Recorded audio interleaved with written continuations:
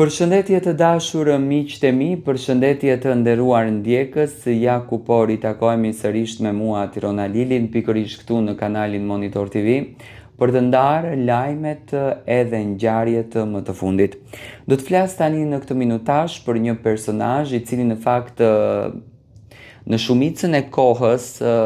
di të bëhet pjesë e medjes roz, do me thënë komentohet shumë, përflitet shumë për të dhe ka hamencime të ndryshme. Meriton Mjekiçi dhe vëllau i tij ditën e sotme janë pjesë e portaleve shqiptare, do të thënë tituj gjigant, tituj rrahjesh, tituj të tmerrshëm, bazuar në një story që Meritoni ka nxjerrë në Instagram. Meritoni nuk është shumë aktiv në rrjetet sociale, këtë gjë e kemi parë, do me thënë ai nuk poston pothuajse asgjë, por një story të cilën Meritoni e ka hedhur natën e mbrëmshme ku ishte me vëllaun e tij Rinori Mjekiçin, ka tërhequr një vëmendje shumë të madhe që Meritoni dhe Rinori janë rrahur, janë grindur. Tani, nëse do të dëgjojmë intervista dhe nëse do shohim fytyrën e Meritoni, do me thënë Meritoni duke që është i stresuar, duke që është i mblefosur, edhe duke që nëpërmjet të videos së tij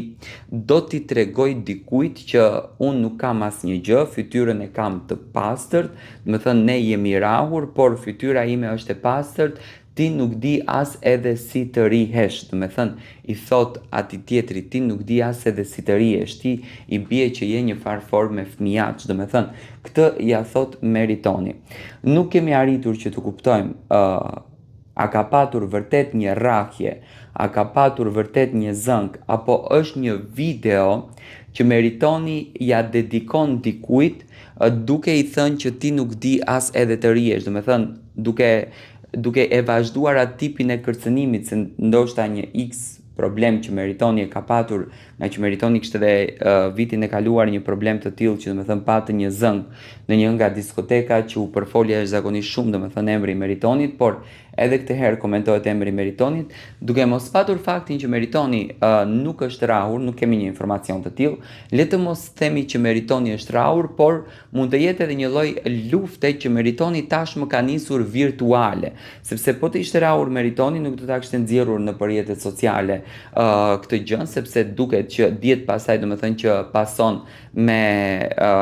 situata të ndryshme nëpërmjet ligjeve shtetërore, por unë mendoj që do me thënë ka qenë një mini zënk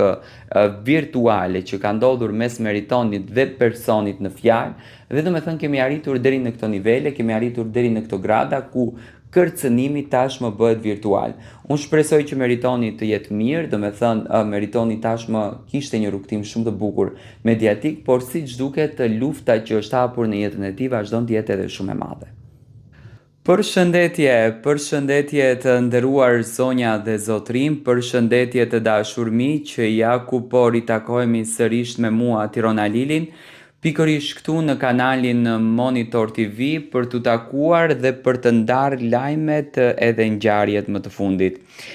Jam këtu me ju për të komentuar një lëvizje shumë të bukur, një afrimitet në fakt që ka ndodhur, një story që ka ndodhur, dashurie le ta themi, e Mateos edhe Brikenës. Ju e dini shumë bukur që unë para dite komentova Mateon dhe Brikenën,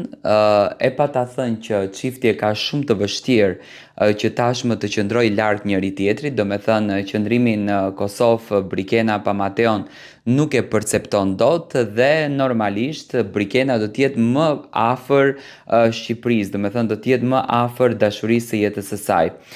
Ditën e sotme Brikena ka vendosur që të vinë në Shqipëri, do me thënë ajo ka qenë në familjen e Mateo Borit, në shtëpinë e Mateos, ku ka takuar prindërit e Mateos dhe ndërto ka takuar gjën më të bukur që kjo familje ka mbesën e Mateos. Brikena duket që është shumë e lumtur, duket që ndjehet e realizuar, do me thënë pash një Brikena shumë happy në fytyrën e saj, ndjeshte,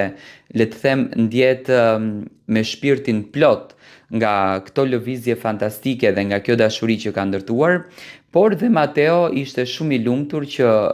gjysma e zemrës së tij sot është në Shqipëri dhe po kalojnë qaste të bukura dhe po argëtohen me njëri tjetrin. Brikena, nga informacione që arrita unë të siguroj, nuk është se ka ardhur për ndonjë plan, do me thënë ardhja në Shqipëri është thjesht për të qenë pranë dashurisë së jetës së saj, në këtë rast siç e thash pranë Mateos, për t'u argëtuar, për të kaluar qaste të mira, për të parë familjen e Mateos dhe për të kaluar qaste të bukura edhe me Mateon. Kjo e konfirmon edhe një herë që raporti i tyre është harmonikisht raport shumë i lumtur, është një raport shumë pozitiv, do me thënë Brikena dhe Mateo kanë ndërtuar tashmë atë armën e bukur të marrëdhënies dhe po e shijojnë marrëdhënien në maksimum. Dashuria çdo ditë po bëhet edhe më e fortë, çifti është shumë i lumtur dhe me patjetër që po bëjmë plane për të ardhmen. Dyshja aktualisht ndodhet në Shqipëri, me siguri do të na sillnin dhe foto komplet familjare që do të thënë nga darka, nga momentet e bukura që do të ndajnë së bashku, por edhe nga vetë dyshja që do të shijojnë momentet e bukura në Shqipëri. Brikena mu duk shumë pozitive, do me thënë mu duk me energji shumë të mirë dhe kështu që po kënaqeshte dhe po argëtoheshte bashkë me Mateon në familjen e tij. Si e shikoni ju këtë moment të bukur dhe këtë çast fantastik të kësaj dysheje? Përshëndetje të dashur miqtë e mi, përshëndetje të nderuar ndjekës, ja ku po ritakohemi sërish me mua Tirona Lilin pikërisht këtu në kanalin Monitor TV për të ndarë lajmet e fundit. Dua të ndaloj tek bashkëshortja e Shpat Kasapit, zonja Selvie Jao, e cila ka bërë një reagim jashtëzakonisht të ndjerë në Instagramin e saj pas lajmit të madh të cilin e dha Labinot Tahiri, artisti që siguroi nga fitimet e tij, nga dasmat që ka patur në këtë sezon, siguroi 5.000 euro për djalin e Shpat Kasapit. Bashkëshortja e të ndjerit Shpat Kasapi Selvie Jao ka reaguar pas ndihmës financiare të dhuruar për djalin e saj për Roelin. Labinot Tahiri dhe reperi 2 ton kanë dhuruar 5.000 euro për Roelin, gjest për të cilin Selvia ka shprehur mirënjohjen përmes një postimi të saj në Instagram. Ajo ka vlerësuar veçanërisht faktin se njerëz të ndryshëm po kujdesen për djalin e saj me dëshirë dhe pa pasur nevojë t'ju kërkohet ndihmë në asnjë mënyrë. Selvia ka thënë se ndjet e qetë kur e sheh se Roeli nuk është vetëm dhe se rreth tij ka njerëz që e mbështesin edhe pas humbjes së babait. Ajo ka theksuar se kur Roeli të rritet do të kuptoj se baba i tij ka lënë pas njerëz me zemër të madhe, të cilët kanë vazhduar të kujdesen për të. Selvia thot, i nderuar Labi, jam e lumtur që Roeli nuk është vetëm, ka njerëz që pa ja kërkuar askush, e ndjejnë si detyrim moral të jenë pranë tij. Faleminderit ty dhe 2 ton për gjithçka. Një ditë kur Roeli të rritet do ta kuptoj se babai i tij ka lënë pas njerëz me zemër të madhe, secili e shpreh ndryshe veprën e tij. Unë e respektoj këtë dhe jam mirënjohëse për çdo mbështetje, sepse jo çdo kush ndan nga ajo që ka për veten e tij. Për mua keni hyrë në rrethin familjar, ashtu se dhe çdo kush tjetër që edhe pse e di që unë mundohem maksimalisht për Roelin, prap shtrin dorën dhe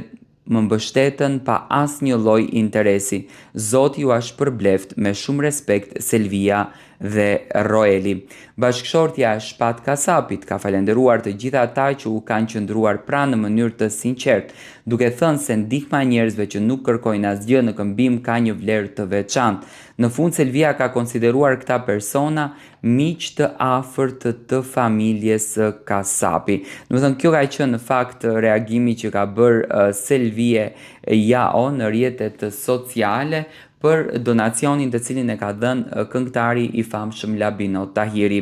Këtu tashmë duke komentuar edhe lajmin e madh të vajzës së Shyret e Belulit. Engjëllusha Saliu është bërë nën për herë të parë. Në familjen Saliu dhe Behluli ka ndryshuar gëzimi. Shyretja është bërë gjyshe për të disatën herë. Në fakt kjo është një gëzim i veçantë për një gjyshe dhe unë i uroj nga zemra, por ajo që në fakt ka marrë vëmendjen e madhe të lajmit është emri i djalit. Këngëtarja e njohur